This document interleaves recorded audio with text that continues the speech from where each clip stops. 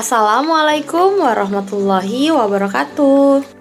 Bagaimana kabarnya hari ini Bapak Ibu calon guru penggerak angkatan 10? Apakah semuanya sehat? Semoga kita semua senantiasa selalu diberikan kesehatan ya Bapak Ibu. Kami dari kelompok 3 akan mempresentasikan hasil diskusi kami melalui video ini tentang disiplin positif. Anggota kelompok kami ada 3, yaitu saya sendiri, Fikta Nuril Huda, ada Ibu Yuniasi dan Ibu Indah Kurniawati.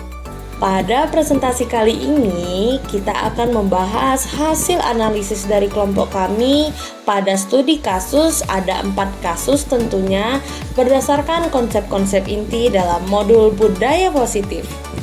Pada kasus 1, guru matematika dan wali kelas 8, Ibu Santi, sakit sehingga tidak dapat masuk dan mengajar. Akhirnya dicarikan guru pengganti, Ibu Eni. Ibu Eni baru 2 tahun menjadi guru SMP. Beberapa murid perempuan, Vivi dan Natali, mengetahui hal ini dan mulai menggunakan kesempatan dan bersikap seenaknya, tertawa dan tidak mengindahkan kehadiran Ibu Eni. Ibu Eni mencoba menyapa Vivi dan Natali dengan ramah, sambil mengingatkan mereka untuk tetap fokus pada pengerjaan tugas. Ayolah, tugasnya dikerjakan. Nanti ibu ditegur bapak kepala sekolah kalau kalian tidak mengerjakan tugas. Tolong bantu ibu ya. Ah, ibu, santai saja, Bu. Mereka tetap tidak mengerjakan tugas dan malah mengobrol.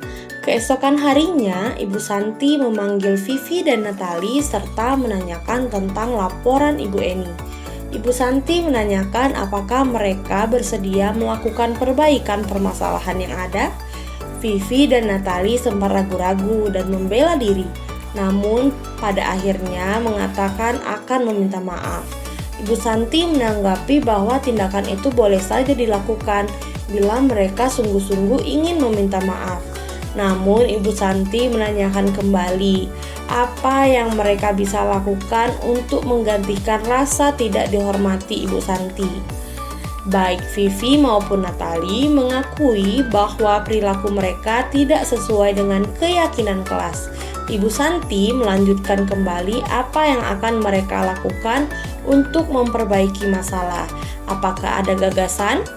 Setelah berpikir sejenak, Natali dan Vivi mengusulkan bagaimana kalau mereka mengadakan sebuah diskusi kelompok dengan teman-teman sekelasnya. Tema yang mereka pilih adalah penerapan keyakinan kelas, terutama tentang sikap saling menghormati dan bagaimana penerapannya di kehidupan sehari-hari di sekolah. Usulan kedua adalah mengirim email kepada Ibu Eni tentang gagasan mereka tersebut. Mereka pun memberitahu Ibu Eni bahwa mereka telah memberitahu kepala sekolah, Pak Hasan, bila lain waktu ada ketiadaan guru, mereka akan mengusulkan Ibu Eni sebagai guru pengganti. Dalam kasus ini, langkah-langkah restitusi apa saja yang sudah dijalankan oleh Ibu Santi? Yang kita ketahui, langkah-langkah restitusi itu ada 3 tahapan. Yang pertama, menstabilkan identitas, memvalidasi tindakan yang salah, dan menanyakan keyakinan. Ibu Santi sudah menjalankan 3-tiganya dalam melakukan langkah-langkah restitusi. Yang pertama, menstabilkan identitas. Ibu Santi langsung memanggil Vivi dan Natali pada keesokan harinya serta menanyakan tentang laporan dari Ibu Eni. Yang kedua, memvalidasi tindakan yang salah. Vivi dan Natali mengaku bahwa perilaku mereka tidak sesuai dengan keyakinan kelas. Yang ketiga, menanyakan keyakinan. Ibu Santi melanjutkan kembali apa yang mereka lakukan dan apa yang harus diperbaiki dari masalah tersebut. Menurut Anda, apakah restitusi yang diusulkan Vivi dan Natali sudah sesuai pelanggaran yang telah dibuat? Apakah langkah-langkah restitusi yang telah diusulkan mereka? Pada analisis kedua, jawaban menurut kelompok kami, restitusi yang diusulkan Vivi dan Natali sudah sangat sesuai dengan langkah-langkah restitusi. Adapun langkah-langkah yang diusulkan mereka adalah: yang pertama, mereka mengakui kesalahannya. Yang kedua, Natali dan Vivi meminta maaf atas kesalahan mereka.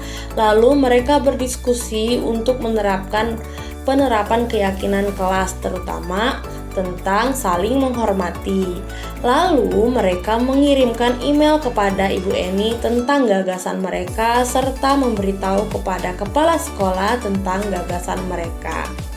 Dalam kasus di atas, posisi apakah yang telah diambil oleh Ibu Eni dalam menangani Vivi dan Natali?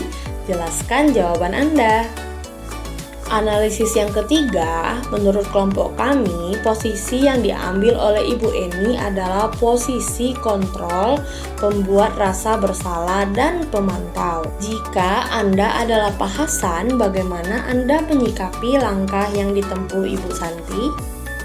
Kami sangat setuju dengan dukungan penuh tindakan yang diambil oleh Ibu Santi, menempatkan posisi kontrol sebagai manajer. Baik, itulah pembahasan kasus yang pertama.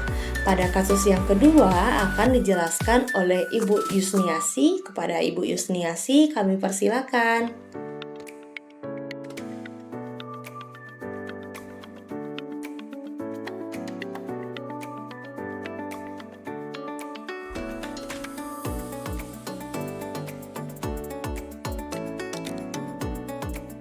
Berdasarkan kasus 2, hasil analisis yang telah kami lakukan antara lain, sikap posisi yang diambil oleh Bapak Lukman yaitu posisi penghukum, dengan berkata, "Ya sudah, kamu sudah melanggar peraturan sekolah, kamu salah, sudah terlambat, salah pula warna sepatunya.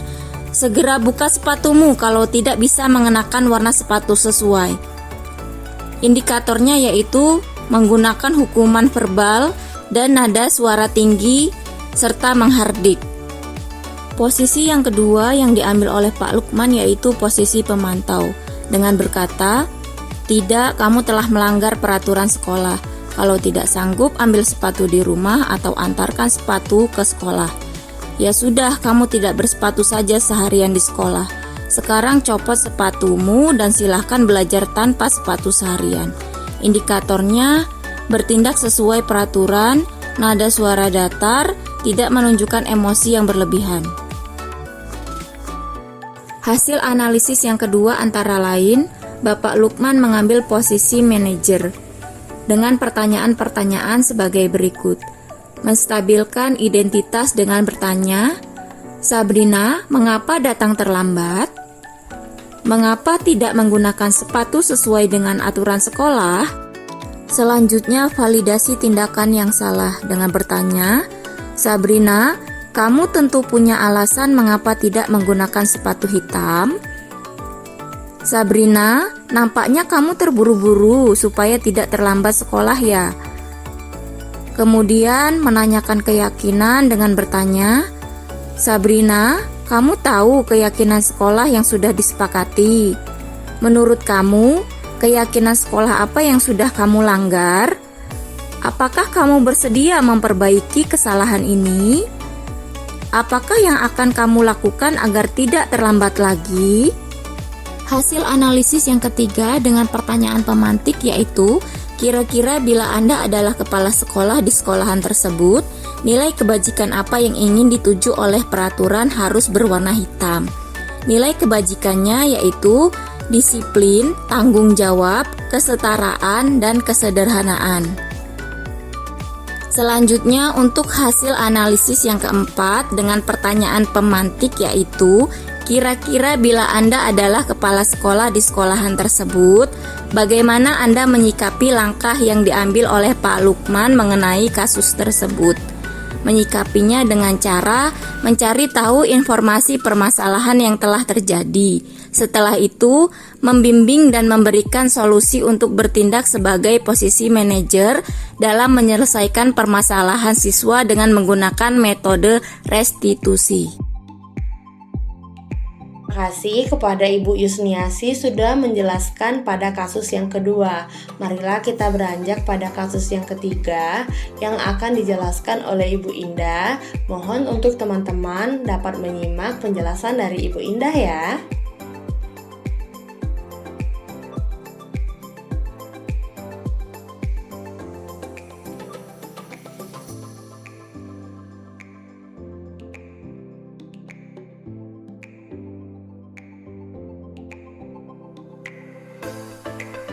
Saya Indah Kurniawati akan melanjutkan untuk kasus yang ketiga. Untuk analisisnya, yaitu posisi kontrol apa yang diambil oleh Ibu Dani dalam pendekatan kepada Fajar. Jawaban saya, Bu Dani mengambil posisi membuat orang merasa bersalah. Nah, posisi ini ditunjukkan dengan kalimat, "Gimana kamu Fajar? Kamu tidak kasihan sama ibu ya? Ibu sudah capek-capek mengajarkan kamu. Tidak kasihan sama ibu." Kemudian untuk analisis yang kedua, membaca sikap Fajar, kira-kira kebutuhan apa yang diperlukan oleh Fajar? Jawaban saya yaitu kebutuhan yang diperlukan oleh Fajar adalah akan kasih sayang. Kemudian untuk analisis yang ketiga, yaitu bila mana Ibu Dani mengambil posisi pemantau, apa yang akan dilakukan atau dikatakan olehnya, pertanyaan-pertanyaan seperti apa yang akan diajukan, kemudian jelaskan. Nah, di sini ada 3 langkah penerapan konstitusi, yaitu yang pertama, mengapa kamu kurang bersemangat belajar Fajar? Kemudian yang kedua, apakah kamu mengetahui peraturan yang harus dipatuhi siswa di kelas? Kemudian yang ketiga, apakah kamu mengetahui sanksi atau konsekuensi ketika melanggar aturan di kelas? Kemudian untuk analisis yang terakhir, yaitu apabila Anda adalah kepala sekolah di sekolah Fajar dan mengetahui hal ini, bagaimana tindak lanjut Anda? Nah, di sini saya mempunyai beberapa alternatif, yaitu yang pertama, saya memanggil Ibu Dani dan mendiskusikan permasalahan yang terjadi. Kemudian yang kedua, saya memanggil Fajar dan mengidentifikasi penyebab permasalahan yang terjadi. Kemudian alternatif yang ketiga, saya mendiskusikan solusi atau penyelesaian masalah yang terjadi bersama Ibu Dani dan Fajar. Dan alternatif yang terakhir yaitu kami membuat kesepakatan tertulis bersama Fajar tentang tindak lanjut apabila permasalahan masih terjadi. Nah teman-teman, masih ada satu kasus lagi yang harus kita bahas, yaitu kasus yang keempat yang akan saya bacakan sendiri.